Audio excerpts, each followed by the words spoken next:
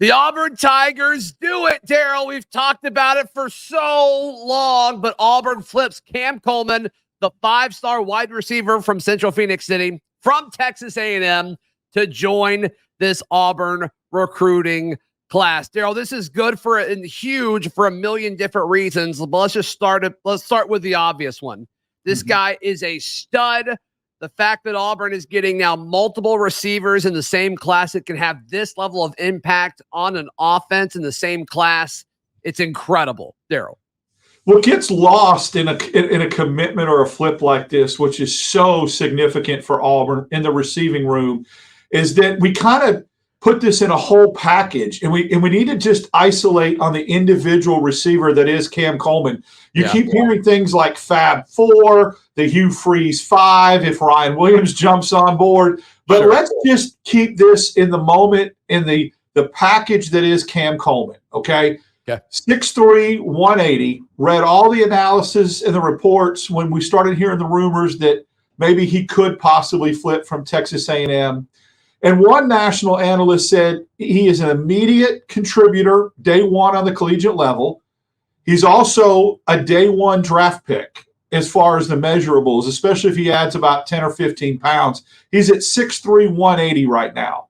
But make no mistake, from a mold or a comparison standpoint, I'm not doing the kid a disservice or booging too much by saying he is a George Pickens, Julio Jones type receiver, period, at the collegiate level. Now, what he goes on to do in the league, who knows? If you got a lot to do. But right now, as an immediate impact for Auburn, those are the two comps that I would say he has at the collegiate level. And Auburn typically, and hasn't for a very long time, got receivers like that. So we can talk about the 4 that are coming in, but just Cam Coleman and Perry Thompson alone, and right now focusing on Coleman, this is an elite receiver at the national receiver. I'm going to say national level. I'll say one more thing.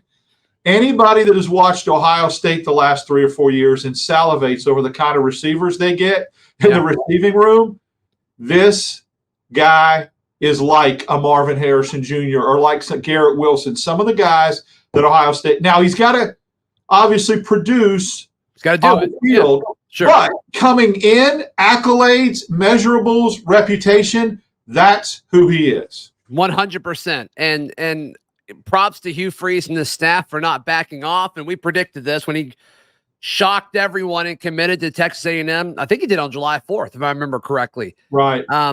Nobody really saw that coming, and everybody said, oh, this isn't over. And that certainly isn't the case, which is another reason why I think the staff is going to be incredibly successful here at Auburn. Let's tackle another angle of this.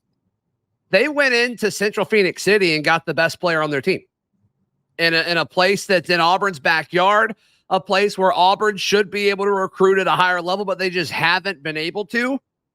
The fact that Hugh Freeze was able to pull this flip off on a player that is at Central Phoenix City, I think is a huge message saying, hey, Alabama, you can't just come into our backyard and get whoever you want anymore. We're going to show these kids love and attention and so much focus that it's going to be a lot harder for you to come to this part of the state. Flip off is a great word to use, a good term, because he's flipping off the rest of the SEC right now with his recruiting. But I will say this. I talked to a guy 3 or 4 years ago when I did some radio work locally for high school, and I was at the high school, like the media thing for high school at Crampton Bowl in Montgomery. And one of the things that I talked to a national high school dude and a really renowned coach that said, for Auburn to get back to where Auburn needs to be, there are 3 schools they need to start making headway in: Hoover, Thompson, and Phoenix City, Central of Phoenix City. Those have always been, I get it, Robbie Ashford is a Hoover kid via transfer, right? Those have been, Pickens went to Hoover, and it just did not, Auburn didn't have, kind of ends there and be able to get in and get kids out of those 3 schools. And if you looked at Georgia and Clemson and Alabama, they were all getting kids from those 3 schools. And, oh, by the way, those 3 schools were competing for national championships the last 5 years. Those are the 3 programs besides Ohio State that was typically in the playoff, winning national titles, Alabama, Georgia, Clemson. All three of those made progress and were involved in those three schools: Hoover, Alabaster, Central Phoenix City. Thompson, not Alabama. That's where Thompson is. Right. So those three programs are important. Auburn gets a recruit from Thompson this year, a defensive back. Now, the Hoover. Caleb Harris. Correct. Safety. Yeah. The Hoover pipeline is starting to open up a little bit. And now you get it. I think it's just more about the player. It's about the progress and the perception that Auburn's getting players from schools they were typically locked out from.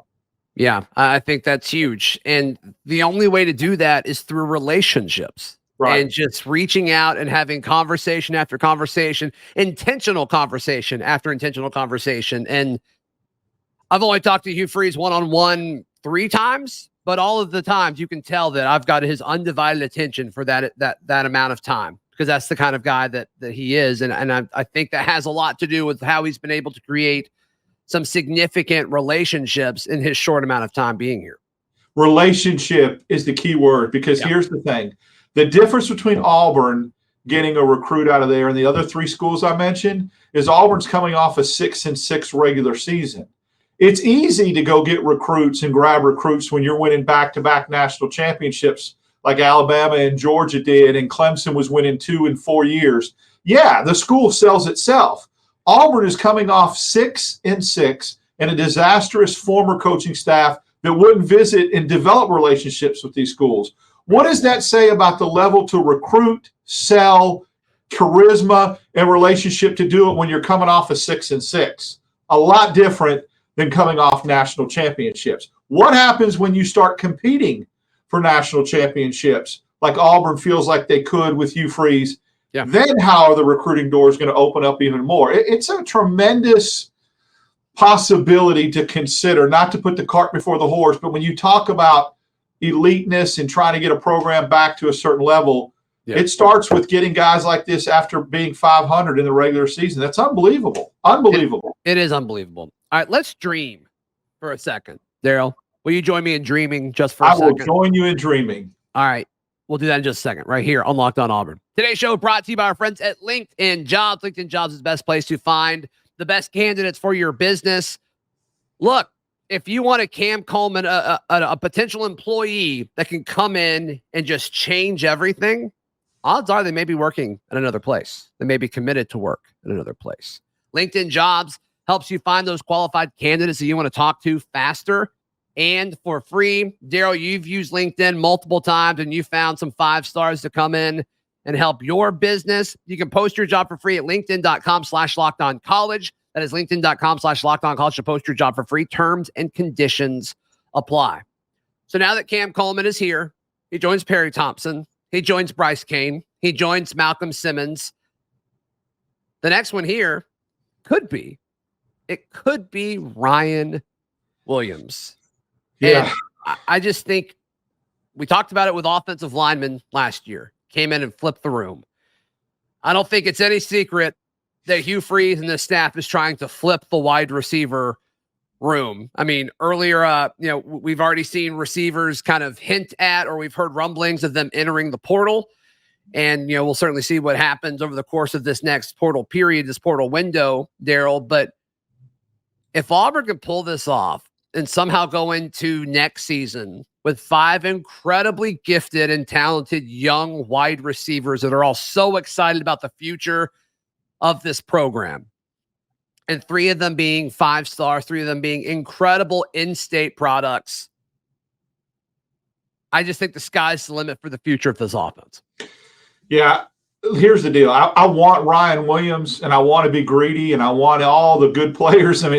But I will say this, getting Cam Coleman today changes the dynamic of it not being the end of the world if Ryan Williams doesn't flip. So, I mean, hear me out. I want all of them. I don't remember what that game used to be that says, I want all your ships or whatever. But I want all of them. But here's the deal.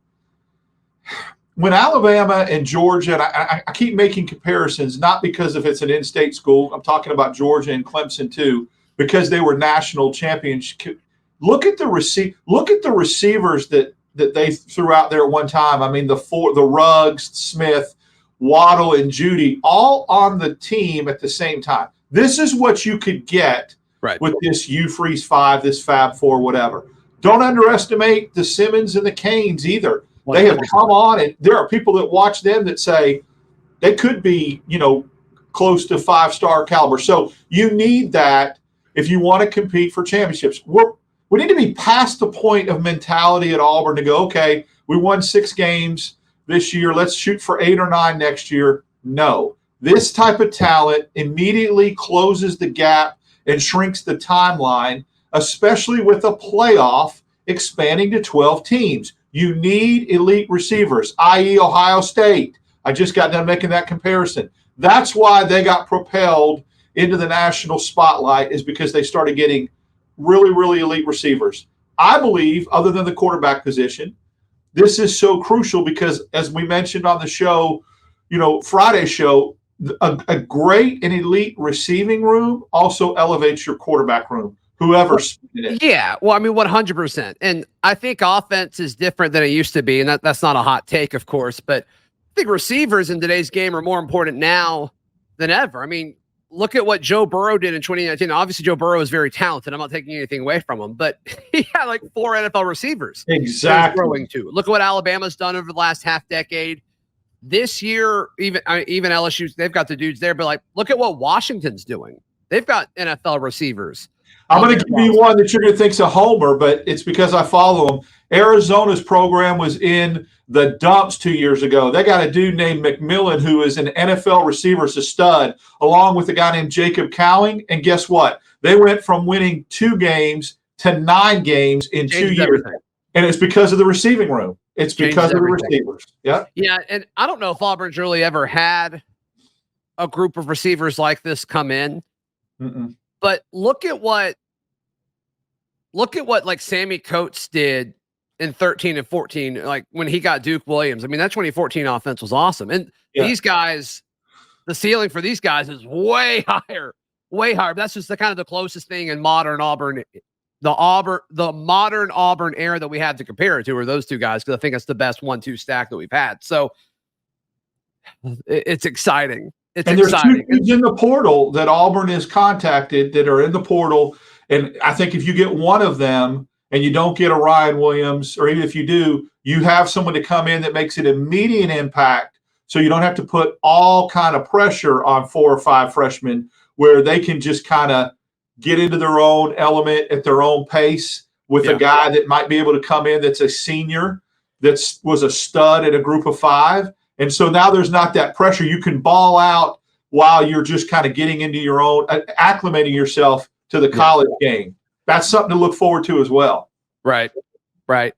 Cool. All right. So I just want to put a quick episode up responding to this news. We'll talk about it more in depth on Locked On Auburn. So be sure you're subscribed, whether you're watching on YouTube or on your favorite audio podcasting platform. Darrell, how can people check out everything you've got going on?